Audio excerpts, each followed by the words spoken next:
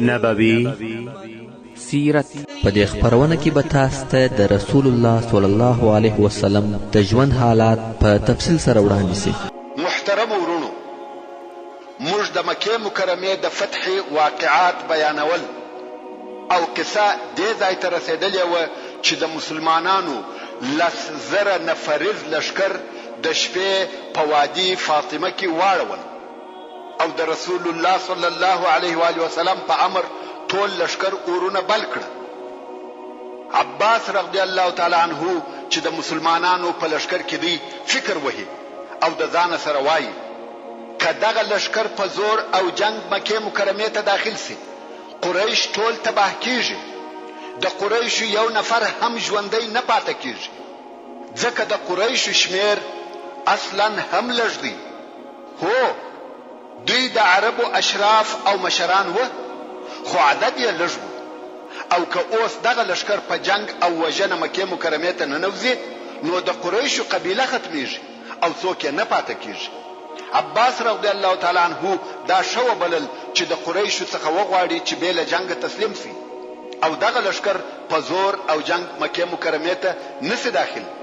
نو په دغه شپه د رسول الله صلی الله علیه و آله وسلم پر غاتر سپور سو او د لشکر څخه د مکې مکرمې پر طرف ورووتی، غواړي چې په دغه منطقه کې یو څوک وویني او ابو سفیان ته ولېږي چې به له جنگ تسلیم سه. په والله دغه لشکر په مقابل کې هیڅ قوت او طاقت نه لري. دا خو دلته حضرت عباس رضی الله تعالی عنه د لشکر څخه ورووتی. هلته په مکه مکرمه کې ابو سفیان او د قریش نور مشران سره ناست دي، خبري او مشورې سره کوي. هغه نور ورته وایي یا ابو سفیان په دغه اوس ورځو کې د مدینې منورې د طرفه څخه هیڅ حال نه لرو او څوک هم د هغې خوا څخه نه راځي چې پوښتنه ځینې وکړو. خبرونه او معلومات قطع دي او دا عجبه ده. پخوا به همیشه د هغه ځای څخه نفر راتله او حال به راوړي، خو اوس به خبره پاتې یو او دا بیرسته چې مسلمانانو زموږ د حملې نیت کړی وي او زموږ په بې خبرۍ کې حمله را باندې وکړي. نو ته مدینې منورې ته ولاړ سه او د محمد صلی الله علیه و آله وسلم سره خبرې وکړه، خو ستا اصلي مقصد به دا وي چې هلته وګوره، معلومات وکړه. که محمد صلی الله علیه وسلم ته لوی او قوي لشکر راټول سوی و نو مکه ور تسلیم کړه، ځکه موږ نه غواړو چې مسلمانان په جنگ او زور مکې مکرمې ته را داخل سي. که بیا چیرې کوچنی او ضعیفه لشکر ورته راټول سوی و بیرته راسه او جنگ ورسره کوو. سبحان الله، قریش لا تر اوسه پر جنگ ټینګ دي او د جنگ خبرې کوي. نو ابو سفیان ته د نورو مشرانو د طرفه دغه وظیفه ورکول سوه، مګر ابو سفیان غواړي چې دغه سفر څخه ځان خلاص کړي، ځکه یو وار د مخه تللی و او بې فایدې بیرته راغلی، اوس نه غواړي چې بیا ولاړ سي. نو په دغه شپه د مکې مکرمې څخه راووتی.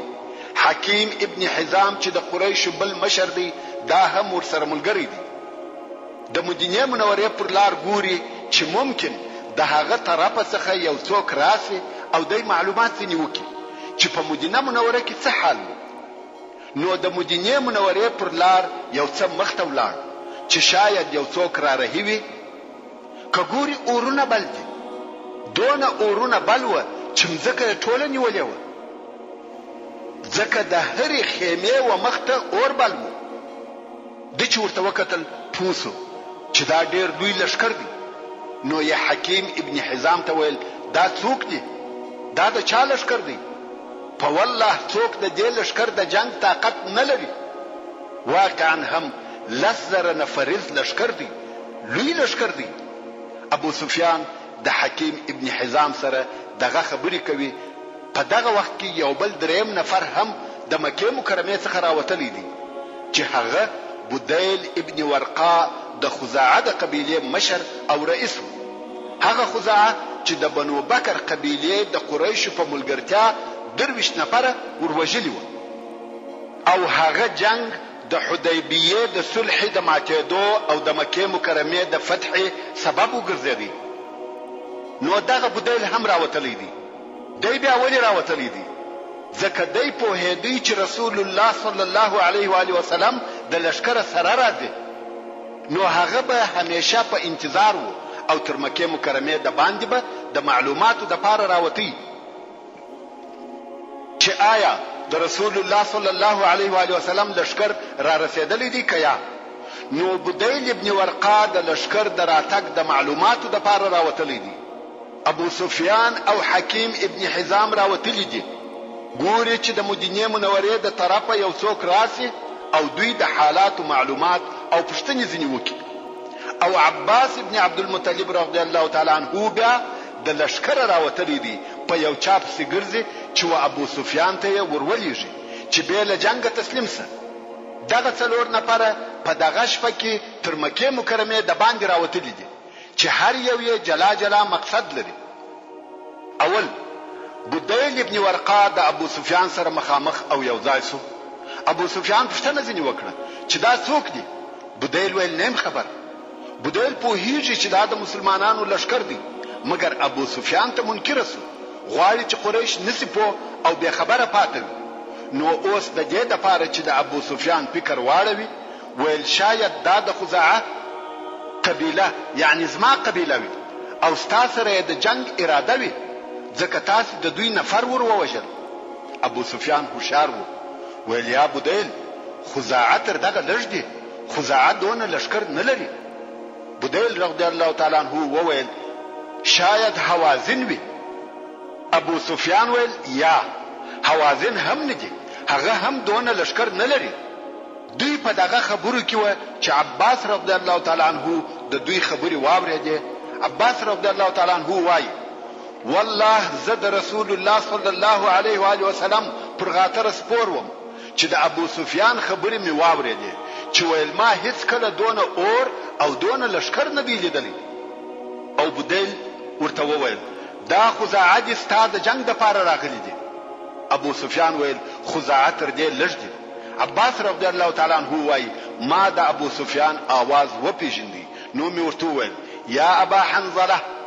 هغه ویل څوک یې؟ ابا الفضل یې؟ ما ویل هو. ویل دا څه خبر دی او دا څوک دی؟ عباس رضی الله تعالی عنه ویل دا رسول الله صلی الله علیه و آله وسلم دی، ټول عرب یې ستا د جنگ دپاره راوستلي دي، تسلیم سه. که مکې مکرمې ته په زور داخل سو، والله دا به د ابد دپاره د قریشو هلاک وي. قریش نیست او نابود کیږي. رښتیا هم ابو سفیان چې دا حال ولیدی پوه سو چې هیڅ مې په وسه نه دي پوره. نو ابو سفیان ویل اوس چاره څه ده؟ ستا په فکر او نظر زه باید څه وکم؟ عباس رضی الله تعالی عنه ورته ویل په والله که د مسلمانانو لاس ته ورغلې سر دې در پرې کوي. نو زما سره پر دغه غاتره سپور سه چې رسول الله صلی الله علیه و آله وسلم ته دې ورولم او د هغه څخه ستا دپاره امان وغواړم او مکه بې له جنګ ور تسلیم کړه. چې مکې مکرمې ته بې له جنګ داخل سي او څوک ونه وژل سي. ابو سفیان چې بیرې اخیستی و ویل اوس زما سر د دوی په کار دی او دوی د جنګ دپاره راغلي دي، که ما وویني وژني مې، زه څنګه در سره ولاړ سم؟ ابو سفیان بیریږي، وایي اوس خو صلح پای ته ورسېده او دا لشکر د جنګ دپاره راغلی دي، که زه هلته ورسم او هر چا ولیدم وژني مې. خو عباس رضی الله تعالی عنه ورته وویل زه امان در کوم، زما سره راځه. نو یا ابو سفیان د رسول الله صلی الله علیه و آله وسلم پر غاتره تر شا ور سره سپور کړي او د مسلمانانو د لشکر پر طرف ور رهي سوه، غواړي چې رسول الله صلی الله علیه و آله وسلم ته ورسي. او هغه دوه نفره یعنی بدیل ابن ورقا او حکیم ابن حزام و مکې مکرمې ته ولاړه. اوس عباس رضی الله تعالی عنه او ابو سفیان لشکر ته راورسېده. لکه مخکې چې مو درته ویلي و د لشکر د پیردارانو او امنیت مشر او قومندان حضرت عمر فاروق رضی الله تعالی عنه. کم وخت چې عباس رضی الله تعالی عنه او ابو سفیان لشکر ته راورسېده، هر پیردار چې به ولیدي ویل به د رسول الله صلی الله علیه و آله وسلم اکا او د رسول الله صلی الله علیه و آله وسلم پر غاتره پرېږدي، اجازه ورکړي. د شاوه نفر ته نه ګوري او نه ورته متوجه کیږي، څو و عمر ابن الخطاب رضی الله تعالی عنه ته ورورسېده. هغه ویل دا څوک دي او ورته راولاړ سو. کم وخت چې ابو سفیان ولیدی نو یې په لوړ آواز وویل ابو سفیان د الله دشمن، الله لره دې حمد وي چې بې له عهد او امانه یې په لاس راکړې، یعنی اوس صلح نسته او ته په لاس راغلې. نو یې توره پر راپورته کړه غواړي چې ویې وژني. مګر عباس رضی الله تعالی عنه پر غږ کړه ویل یا عمر دی زما په جوار کې دی. حضرت عمر رضی الله تعالی عنه ویل دا د کفارو مشر دی، دلره جوار نسته. حضرت عباس رضی الله تعالی عنه بیا وویل دی زما په جوار کې دی. اوس عمر رضی الله تعالی عنه غواړي چې ویې وژني، مګر عباس رضی الله تعالی عنه جوار ورکړی دی، نه پوهیږي څه وکړي. نو د رسول الله صلی الله علیه و آله وسلم د خیمه پر طرف په چابکی ورهیسو او زغلی. دلته عباس رضی الله تعالی عنه پوسو که عمر رضی الله تعالی عنه و رسول الله صلی الله علیه و آله وسلم ته ورغلی او د ابو سفیان د وجلو اجازه ځنی واخسته نو یې وژني.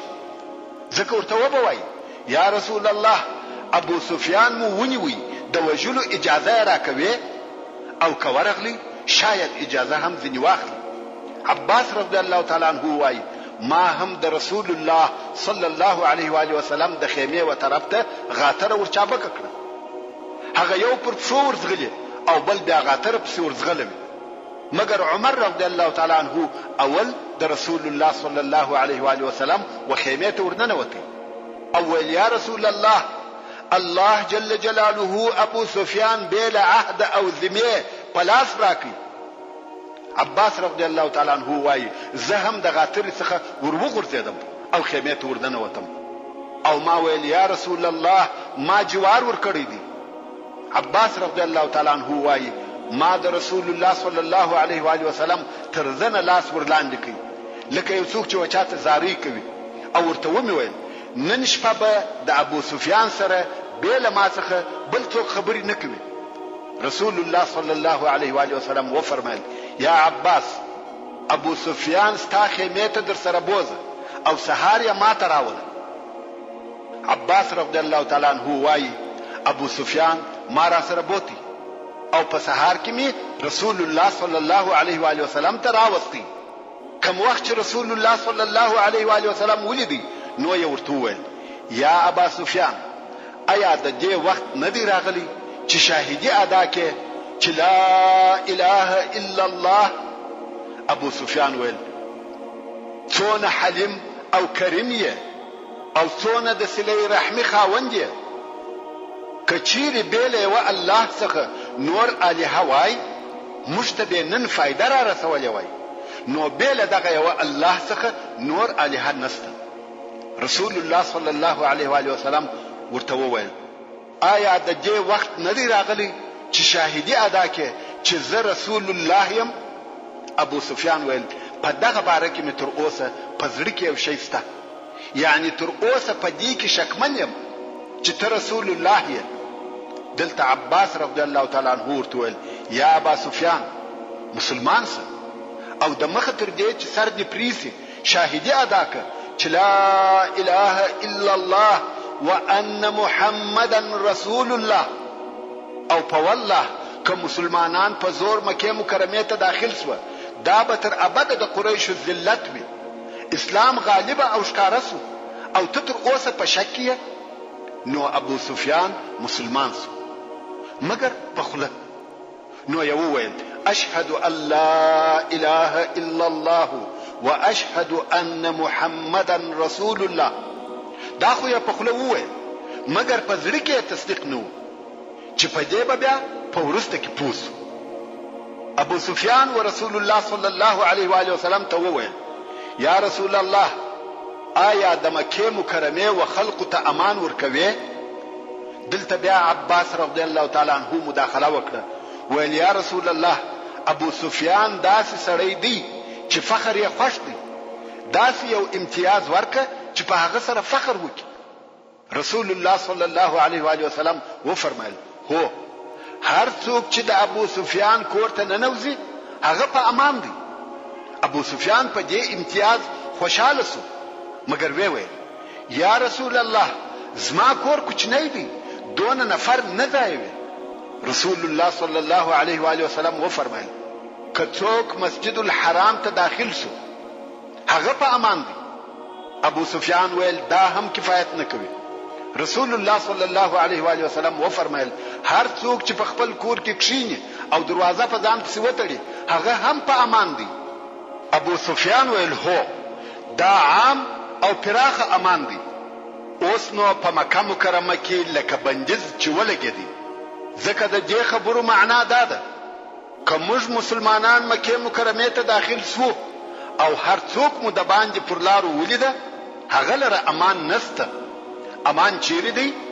د ابو سفیان په کور کې، په مسجد الحرام کې، او هر څوک چې په خپل کور کې کښیني او دروازه په ځان پسې بنده کړي هغه په امان دی. مګر هر هغه څوک چې پر لارو او کوڅو ولیدل سي هغه وژل کیږي. ابو سفیان په دې امان خوشاله سو او غواړي چې ولاړ سي قریش خبر کړي. نو مخ پر مکه مکرمه رهیسو. عباس رضی الله تعالی عنہ هم ورسره دی. خو رسول الله صلی الله علیه و آله وسلم و عباس رضی الله تعالی عنہ ته ورغږ کړه. هغه بیرته راوګرځېدی او ابو سفیان یوازې رهیسو. دلته رسول الله صلی الله علیه و آله وسلم و عباس رضی الله تعالی عنہ ته ځینې امرونه او لارښوونې وکړې. بیا نو عباس رضی الله تعالی عنہ هم په ابو سفیان پسې رهیسو او هلته نږدې و مکې مکرمې ته چې د دوو غرو په مابین کې و مکې مکرمې ته د ننوتلو لار تېره سوې وه. دلته عباس رضی الله تعالی عنہ په ابو سفیان پسې ځان ورورساوه او غږ یې پر وکړ ویل یا ابا سفیان ودرېږه. ابو سفیان چې په خپل چرت کې ډوب و او حواس یې بایللي وه تر شا یې وکتل او وبېرېد. ویل غدر کوئ یا بني هاشم؟ عباس رضی الله تعالی عنہ ویل یا غواړم چې خبرې در سره وکم. ابو سفیان ویل نږدې و چې زړه مې درېدلی وای ودې بیرولم خو یو څه په آرامه به دې راته ویلي وای چې صبر وکړه یو څه درته وایم. داسې یو دم دې غږ را باندې وکړي چې ودرېږه زه دې وبېرولم. عباس رضی الله تعالی عنہ ویل والله ما ګمان نه کاوه چې ستا بیره دې و دې اندازې ته رسېدلې وي چې د غږ بیرېږه. ابو سفیان ویل ښه څه وایه؟ عباس رضی الله تعالی عنہ ویل نه یم خبر، فقط رسول الله صلی الله علیه و آله وسلم امر کړم چې دغه دوه غرو په مابین کې پر دغه ځای دی ودروم. دوی دالته ودرېده او هلته رسول الله صلی الله علیه و آله وسلم لشکر امر کړي چې حرکت وکړي. مگر هو د رسم گذشت پر قسم د ابو سفیان و مخ ته تیر سي. اوس نو چې د سه شنبه د ورځې سهار دی او د هجرت د اتم کال د روژې د میاشتې ولسمه ده، رسول الله صلی الله علیه و آله وسلم او اسلامي لشکر د وادي فاطمه څخه چې مر الزهران ورته ویل کېده د مکې مکرمه و طرف ته حرکت وکړي. د لشکر اوله ډله چې مقدمه و د خالد ابن ولید رضی الله تعالی عنہ په قومنداني، هغه د بني سلیم قبیله ده چې زر نفره د آس سپاره او ټوله په اسلحه پټ و. دغه ځای ته راورسېده چې عباس رضی الله تعالی عنہ او ابو سفیان دواړه په غره کې ناست دي. ابو سفیان دغه قبیله ونه پیژنده. ویل یا عباس دا څوک دي؟ عباس رضی الله تعالی عنہ ویل دا بني سلیم دي.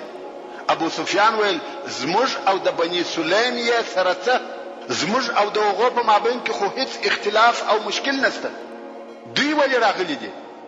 بیا بله قبیله تېره سوه، بیا بله قبیله، خو هره قبیله چې تېرېږي ابو سفیان د عباس رضی الله تعالی عنہ څخه پوښتنه کوي چې دا څوک دي او هغه یې ورښیي. ابو سفیان د هرې قبیلې سره وایي چې زموږ او د دوی سره څه. رسول الله صلی الله علیه و آله وسلم ټوله قبیلې امر کړي وي چې د ابو سفیان پر برابري ورسي، په لوړ آواز به درې تکبیره وایاست: الله اکبر، الله اکبر، الله اکبر. دغه قبایلو په لیدلو سره د ابو سفیان زړه نور هم ولوېدی او پوښتنه به کول دا څوک دي، دا څوک دي.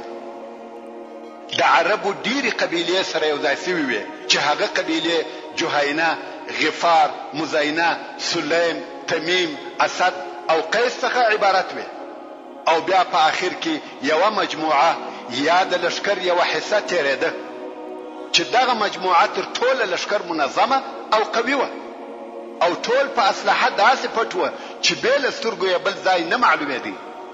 زرغونه ټولۍ چې دا ټولۍ د مهاجرینو او انصارو څخه جوړه سوې وه او د دې ټولۍ قومندان په خپل رسول الله صلی الله علیه و آله وسلم وو. په دغه ځای کې په خپل رسول الله صلی الله علیه و آله وسلم د دغه ټولۍ مشرتوب کاوه. ابو سفیان ویل سبحان الله یا عباس دغه څوک دی؟ عباس رضی الله تعالی عنہ ویل تا ونه پیژنده؟ ویل یا والله نی پیژنم دا څوک دی؟ کم وخت چې ابو سفیان د دغه ټولۍ حرکت انضباط او عسکري قدرت ولیدي چې په نورو ټولو قبایلو کې داسې انتظام قوت او حرکت نه ولیدلی نو خود په ډیر تعجب سره وویل یا عباس دغه څوک دی؟ په والله هیڅوک ته دغه ټولۍ مخ ته نشي درېدلی او هیڅوک یې د مقابلې طاقت نه لري. عباس رضی الله تعالی عنہ وویل دا رسول الله صلی الله علیه و آله وسلم دی په مهاجرینو او انصارو کې. ابو سفیان د دغه لشکرو په لیدلو سره و عباس رضی الله تعالی عنہ ته وویل په والله ستا د وراره پاچهي ډیره لویه سوې ده. عباس رضی الله تعالی عنہ وویل یا ابا سفیان دا پاچهي نه ده بلکې نبوت دی. ابو سفیان ویل هو نبوت دی. بیا نو رسول الله صلی الله علیه و آله وسلم و ابو سفیان ته د تلو اجازه ورکړه. ویل اوس نو مکه مکرمه ته ولاړ شه. د رسول الله صلی الله علیه و آله وسلم د دغه کار څخه مقصد دا و چې ابو سفیان ټول لشکر د اسلحه او جنگي طاقت سره وویني. ځکه ویل که ابو سفیان دغه لشکر ونه ویني اسلحه او استعداد یې ونه ویني او مکه مکرمه ته ولاړ شي ممکن خپل رائے او نظر ته تغییر ورکړي او بیا د جنگ اراده وکړي. حال دا چې رسول الله صلی الله علیه و آله وسلم جنگ او وجنه نه غوښته. دا یې خوښه وه چې مکه مکرمه بې له جنګه تسلیم شي نو ځکه یې خپلې قواوې په ابو سفیان ولیدې او کم وخت چې ابو سفیان دغه قوي لشکر ولیدی هغه هم پوه شو چې جنگ فایده نه لري.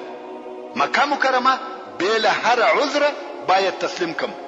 ابو سفیان مکه مکرمه ته داخل شو او هلته په لوړ आवाज سره نارې کړه یا معشر قریش دغه محمد صلی الله علیه و آله وسلم دی د دونه لشکره سره درته راغلی چې تاسو هیڅ مقاومت نشئ ورسره کولای. د قریشو مشران چې په هیڅ نه دي خبر پر راټول شول. ویل څه خبر دی راوړی دی؟ ابو سفیان ویل لشکر دی ټولیان دي قبیلې دي تسلیم سي چې سالم پاتې سي. هند بنت عتبه چې د ابو سفیان ښځه وه هغه وبېرېده چې ابو سفیان مکه مکرمه مسلمانانو ته تسلیموي او دا په دې کار نه راځي چې مکه مکرمه دي مسلمانانو ته تسلیم سي ځکه دا هغه مسلمانان دي چې په بدر کې د دې ورور پلار او اکاور ووجل او اوس مکه ور تسلیم سي. دا کار یې بالکل نو خوښ او په قهر شو. ابو سفیان یې تر ژیره یا بریتو ونیوي او پر نورو مشرانو یې نارې کړه مکه مور تسلیموي. خو ابو سفیان وایي یا ور تسلیم یې کړئ والله تاسو ټوله وژنئ. هند چې ډیره په قهر او غضب کې وه ویل ابو سفیان ووژنئ دغه احمق چاغ او پند وایي تسلیم سي دی ووژنئ. دا ډیر بد مشر دی. د دې په عوض چې پر جنگ مدلاوره کې دوی مو په تسلیمېدو امر کوي. ابو سفیان ویل هوښیار اوسئ چې د دې په خبرو مغرور نشئ. والله ټوله وژنئ. ما په خپلو سترګو ولیده بني سلیم تمیم خزاعه فلانی او فلانی قبیلې مې ټوله ولیدې چې رارهیدي. والله کې یوازې انصار او مهاجرین راوسته هیڅوک د هغو قوت او طاقت نه لري. قریش ویل چاره څه ده؟ ویل تسلیم سي. ویل څنګه تسلیم سو؟ ابو سفیان ویل که څوک د ابو سفیان کور ته ننوته په امان دي. قریش ویل خدای دې خوار که موږ ستا په کور کې ځایېږو چې ستا په کور ننوځو. ابو سفیان ویل که څوک مسجد الحرام ته ننوته هغه هم په امان دي. قریش ویل یا ابا سفیان په مسجد کې هم نه ځایږو. ابو سفیان ویل که چا د خپل کور دروازه په ځان پسې وتړل هغه هم په امان دی. قریش ویل هو دا عامه عفو ده. نو ټوله مخ پر خپلو کورو رهي سوه، خپل اهل او اولادونه سره راټولوي او په کورو ننوځي، دروازې په ځانو پسې تړي، ویل چې څوک مو د باندې او پر لارو ونه لیدل سي ځکه وژل کیږي. اوس نو د مکې مکرمې اهل او اوسیدونکو د تسلیمېدو نیت وکړي، خو د قریشو او مکې مکرمې ځینو بے باکه او مغروره خلقو دا اراده وکړه چې موږ د مسلمانانو سره جنگیږو. نو ځینې اوباش او لچک خلق د عکرمه ابن ابي جهل، صفوان ابن امیه، سهيل ابن عمرو، حارث ابن عبید الله، حارث ابن هشام، عبد الله ابن ربيعه او نور سره یو ځای سو.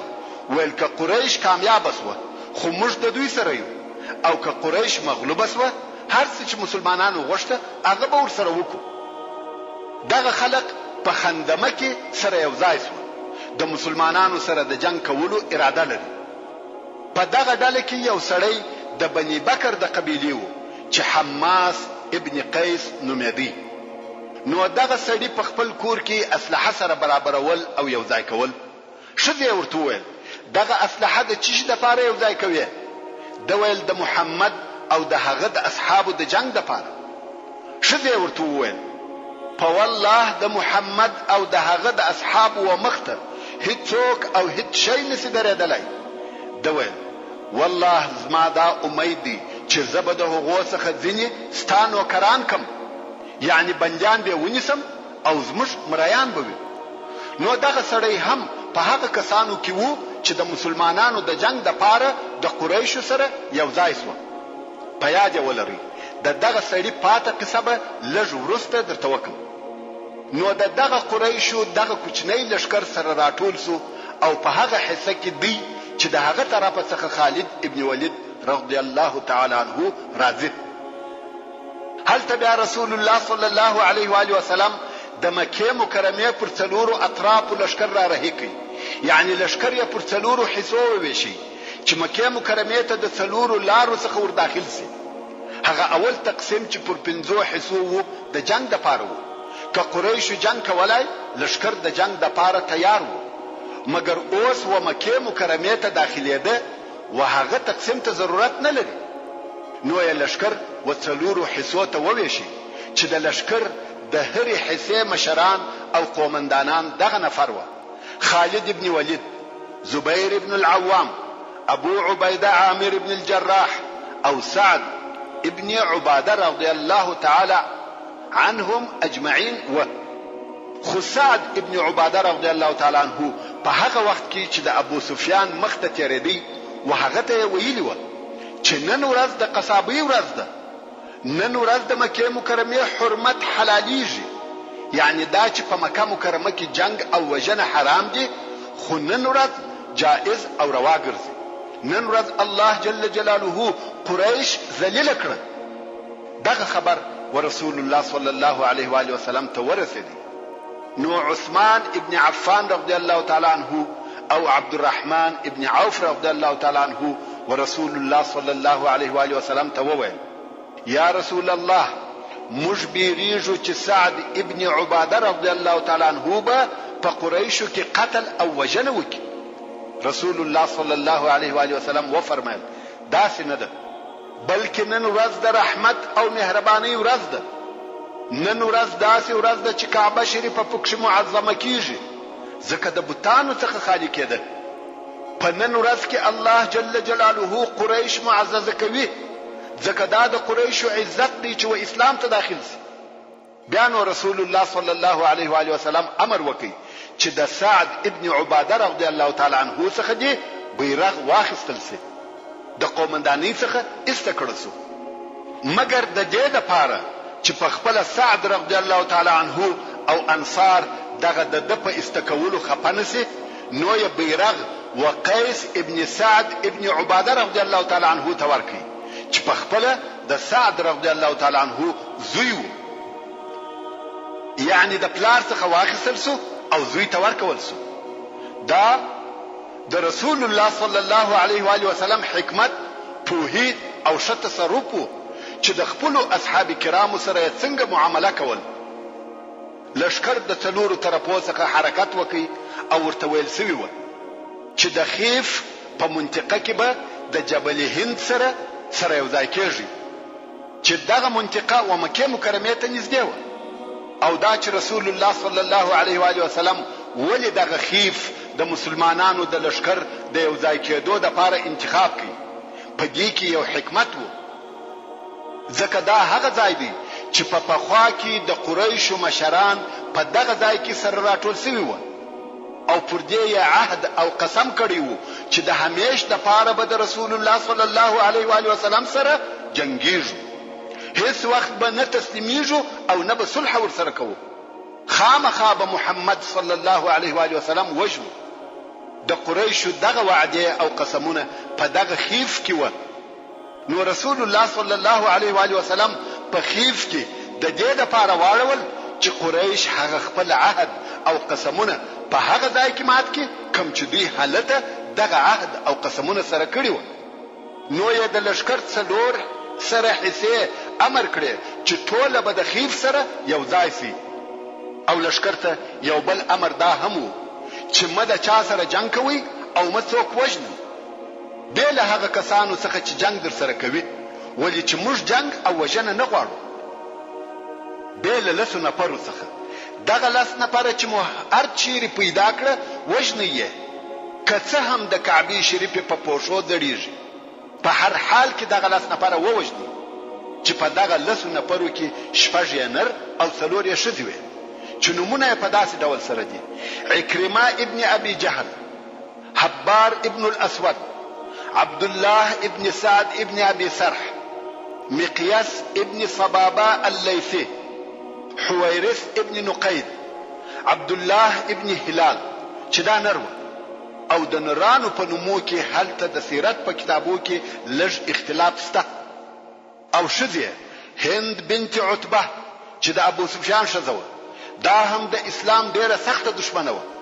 او دا هغه څوک ده چې د احد په ورځ د سید الشهدا سیدنا حمزه رضی الله تعالی عنه سره هغه بد او ناوړه وضعیت وکړي. ساره چې د عمرو ابن هشام آزاده سوې منځه وه. او دا هغه څوک ده چې د حاطب رضی الله تعالی عنه لیکه و قریشو ته وروړي او ونیول سو. فرتنی او قرینه چې دغه دوی منځوي او غزلی به ویلې لکه زموږ د وطن مسلیانې، خو په غزلو کې به همیشه د رسول الله صلی الله علیه و آله وسلم ذم او بد ویل. عکرمه په دې سبب په دغه لسو کسانو کې شامل وو چې دی او د پلار د اسلام شدید او سرسخته دشمنان وو. او عبد الله ابن سعد ابن ابي سرح هغه څوک دی چې وحی لیکلی او بیا مرتد. د مقیاس ابن صبابه جرم داو چې دی کافر وو او ورور یې چې قیس ابن صبابه نومېدی مسلمان وو. دغه مسلمان قیس د احد په ورځ په هغه بد حال کې چې په مسلمانانو کې ګډوډي پیښه شوه او یو د بل نه سره پیژنده د یو بل مسلمان د طرفه په خطا کې ووژل شو. نو مقیاس ابن صبابه دغه کافر ورور یې مدینه منوره ته ورغلی او ویل زه مسلمان یم. بیا یې د ورور دیت وغوښتی، دیت هم ورکول سو ځکه چې ورور یې چې مسلمان وو د بل مسلمان د طرفه په خطا کې وژل شوی وو. پس له هغه څخه چې د ورور دیت یې واخیستی، بیا هغه د ورور و قاتل ته ورغلی او هغه یې ووژي، دیت یې واخیستی او غدر یې وکړي، بیا مرتد سو او مکه مکرمه ته ولاړ. نو ذکر رسول الله صلی الله علیه و آله وسلم و فرمایل چې دغه مقیاس هم باید ووژل شي، که څه هم د کعبې شریفې په پوښو ځړېږي. حبار ابن الاسود هغه څوک دی چې د رسول الله صلی الله علیه و آله وسلم لور زینب رضی الله تعالی عنها ته د دې د هجرت په ورځ په مخ کې ودرېدی او د اوښه څخه یې لاندې وغورځول او دا پر یوه ډبره ولوېده چې د دغه لوېدلو په سبب یې هغه د نس کوچنی ولوېدی. مقصد دا چې دغه لس نفرو هر یو داسې یو خاص جرم درلودی چې دغه لایق و چې باید ووژل شي. لشکر د دغه اوامرو تر اوریدلو وروسته د مکې مکرمې پر طرف حرکت وکړ. هلته په مکه مکرمه کې د ابوبکر صدیق رضی الله تعالی عنہ پلار ابو قحافه رضی الله تعالی عنہ چې په سترګو هم معذور و د کور لري راوتلی دي او پر یو غونډي د خپل کوچنی لور یا المسی سره ولاړ دي چې حالات وویني. که څه هم ابو قحافه رضی الله تعالی عنہ په سترګو معذور و څه یې نه لیده، نو به دغه انجیلی څخه پوښتنه کوله چې شوی نه. هغه ویل یو لو سیاهي معلومیږي. ابو قحافه رضی الله تعالی عنہ ویل دغه لشکر دی. پس له څه وخت ویل اوس چې شوی نه. انجیلی ویل هغه سیاهي سره ویشل کیږي. دا ویل ټولې ځنی جوړیږي. بیا یې ویل اوس چې شوی نه. انجیلی ویل هغه سیاهي زموږ پر طرف را رهیسوه. ابو قحافه رضی الله تعالی عنہ ویل اوس نو کوړه درځه، باید وکړه ځان ورسو. مګر څنګه چې ابو قحافه رضی الله تعالی عنہ ډیر سپینجری او ضعیف و، ژره داسې سپینه ولا کسپین پنبه او په عین وخت کې پسترګو هم معذور و، نو پر لارې ډیر قرار کړی. کوړه نور رسیدلی چې لشکر په سره ورسېدی او ابو قحافه رضی الله تعالی عنہ یې بندي ونیوی.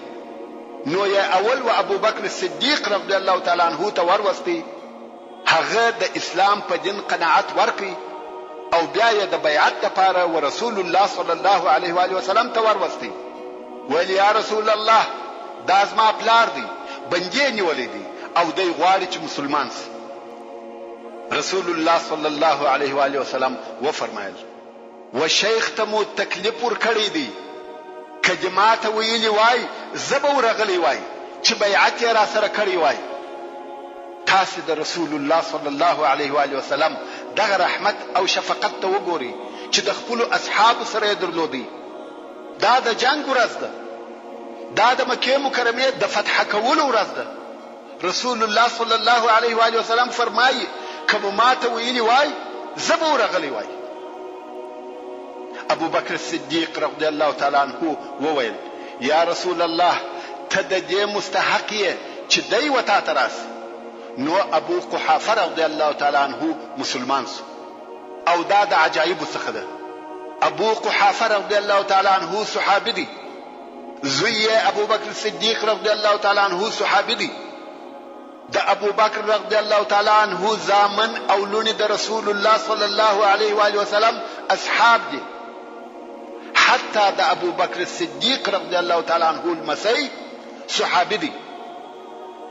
چشکاره مثال عبد الله ابن زبیر رضی الله تعالی عنہ دی. څلور نسل ټول د رسول الله صلی الله علیه و آله وسلم اصحاب دي او بیل ابو بکر صدیق رضی الله تعالی عنہ څخه بل داسې څوک نشته چې څلور نسل دي اصحاب دي. دا چې د یو چا څلور نسل د رسول الله صلی الله علیه و آله وسلم اصحاب وي، دا ابدي شرف او عزت دی چې یوازې د ابو بکر صدیق رضی الله تعالی عنہ په نصیب شوی دی. اوس نو رسول الله صلی الله علیه و آله وسلم د لشکره سره و مکه مکرمه ته داخل شو او سره په عجز او تواضع سره کښته ځړولې وو تر داسې اندازې چې د مبارک ژری وریښتان یې د هغه خپل بوده وزن ته رسیده. دا د رسول الله صلی الله علیه و آله وسلم تواضع و چې د خپل رب په مقابل کې عجز او تواضع کول. دا داسې وخت او موقع و چې په هغه کې عزت او کرامت، نصرت او کامیابی و، مگر رسول الله صلی الله علیه و آله وسلم په دغه ځای کې عجز او تواضع کول. دا و مشته درس او لارښوونه ده چې د نصرت او کامیابی په وخت کې رب عز وجل هیر نکو، غرور، لویی او تکبر را څخه ونسی، بلکې تواضع وکړو او د الله جل جلاله شکر ادا کو.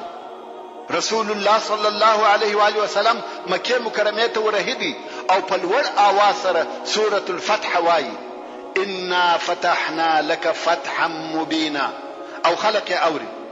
د لشکر اوله حصه چې وخیف ته ورسېده هغه د زبیر ابن العوام رضی الله تعالی عنہ ډله منطقه تر تسلط لاندې راوسته، خپل افراد او قوی شاوخوا نشر کړه او د رسول الله صلی الله علیه و آله وسلم د پاره خیمه ودرول. بیا نو رسول الله محمد مصطفی سرور کائنات صلی الله علیه وسلم را ورسېدی. اوس نو د قریشو هغه کوچنی لشکر چې د څو تنو څخه جوړ شوی وو کله دا قدرت لري چې د مسلمانانو په مقابل کې ودرېږي. خو کوم وخت چې خالد رضی الله تعالی عنہ د خپل لشکر سره و مکه مکرمه ته داخليدی دغه د قریشو کوچنی لشکر یې مخته ورته ودرېدی. خالد رضی الله تعالی عنہ ورته ویل یا عکرمه دا د الله جل جلاله رسول دی او الله جل جلاله مکه مکرمه ور فتح کړه نو تاسو هم ایمان راوړي او مسلمانان سي دا ستاسو د پاره خیر دی. خو هغه د اسلام څخه انکار وکړي. خالد رضی الله تعالی عنہ ورته ویل خپل کورو ته ننوځي بیا هم په امان یاست موږ کار نه درلرو. هغه د کور ننوتل هم نکړه قبول. خالد رضی الله تعالی عنہ ورته ویل رسول الله صلی الله علیه و آله وسلم موږ امر کړیو چې جنگ ونکو او څوک ونه وژنو. موږ جنگ نه غواړو د لارې څخه ایستسي پرېږدي چې موږ تیر سو. دا یې هم ونه منل. ویل والله مکې ته به نسی را څخه داخل مگر په توره. خالد رضی الله تعالی عنہ ولید چې لار بنده ده په مخ کې لشکر ورته ولاړ دی او په خبرو هم نه قانع کیږي نو یې پر خپل لشکر امر وکړي چې پر درځي. د مسلمانانو لشکر ورهیسو او کفار په لار کې ولاړ دي نه ایستکیږي. نو خود جنگ شروع ډیر شدید جنگ چې دغه جنگ په نتیجه کې 28 نفر ووژل شو چې 23 نفر د قریشو او 4 نفر د هوزیل د قبیله و چې د قریشو ملګری و. ورونو د وژل شو کسانو په شمیر کې اختلاف دی. څوک یې 13 یا 14 نفر بولي او د مسلمانانو څخه یو نفر هم ونه وژل شو. مګر بیا هم د خالد رضی الله تعالی عنہ په لشکر کې 2 نفر په داسې ډول ووژل شو چې هغه د لشکر څخه جلا شوی و او پر بل لار رهي و چې هغه 2 نفر کرز ابن جابر الفهري او خنیس ابن خالد ابن ربيعه و. کوم وخت چې کفارو دغه حال ولیدي چې قتل او وژنه په دوی کې شروع ده او د مسلمانانو څخه یو نفر هم نه دی وژلی نو ټول وتښتېدل. عکرمه ابن ابي جهل او صفوان ابن امیه تر مکه مکرمه د باندې وتښتېدل. د مکه مکرمه شار یې پریښاوه. خالد ابن ولید رضی الله تعالی عنہ په تښتېدلو نفر ولېږل. خو اول به د هغه حماس ابن قیس قصه درته پوره کم. هغه چې د مسلمانانو د جنگ د پاره یې اسلحه سره یوځای کول. دغه سړی چې په دغه جنگ کې د مشرکانو سره وو او اوس یې ماته وخوړه دا هم په چیش د خپل کور ته ولاړی او خپل ښځې ته وویل دروازه وتړه. ښځې ورته وویل هغه ستا خبرې څه سوې چې تا ویل په والله زما امید دی چې ځینې مسلمانان به ستا نوکران کم. حماس د خپل ښځې جواب په شعر سره وویل او ویل انکی لو شهدتی یوم الخندمه اذ فر صفوان وفر عكرمه واستقبلنا بسيوف المسلمه يقطعن كل ساعد وجمجمه ضربا فلا يسمع الا غمغمه لهم نهيت خلفنا وهمهمه لم تنطقي في اللوم ادنى كلمه. خندمه دغه ځای نوم دی چې د خالد ابن ولید رضی الله تعالی عنہ او د مشرکانو جنگ پکښ وسو. اوس نو دغه حماس د خپل ښځې په جواب کې وایي کتا د خندمه ورځ لیدلې وای چې صفوان او عکرمه تښتېده او زموږ په مخه د مسلمانانو داسې توري راغلي چې بازوګان او سرونه یې پرې کول داسې وهل یې کول چې بېله غمغمې بل شی نه اورېدل کېدی. غمغمه وهغه آواز ته ویل کېږي چې جنگي قهرمانانو به د جنگ په وخت کې د تورو د وهلو سره کاوه. نو حماس وایي چې دوی داسې وهل کول چې بېله دغه آوازه بل شی نه اورېدل کېدی. موږ ځغستل او زموږ تر شا د دوی راپسې هی او غړمبهارې وو. نو پام کوه چې د ملامتۍ یوه کوچنۍ کلمه هم راته ونه وایه. دا خو د هغه حماس نتیجه وه چې خپلې ښځې ته ویل چې زما دا ټینګ امید دی چې ځینې مسلمانان به ستا نوکران کم. خیر مشرکان وتښتېده او خالد ابن ولید رضی الله تعالی عنه په دغه تښتېدلو خلقو پسې نفر ولېږل. علي ابن ابي طالب رضی الله تعالی عنه هم په دغه تښتېدلو نفرو پسې دی چې د هغې جملې څخه دوه نفره تعقیب کړي دي چې یو یې عبدالله ابن ابي ربيعه او بل یې حارث ابن هشام. دغه دوه تښتي او علي رضی الله تعالی عنه تر شا توره په لاس په پسې دی. محترم ورونو، زموږ د بحث پاتې حصه به ان شاء الله تعالی په راتلونکي کې واورو. سبحان ربك رب العزة عما يصفون وسلام على المرسلين والحمد لله رب العالمين.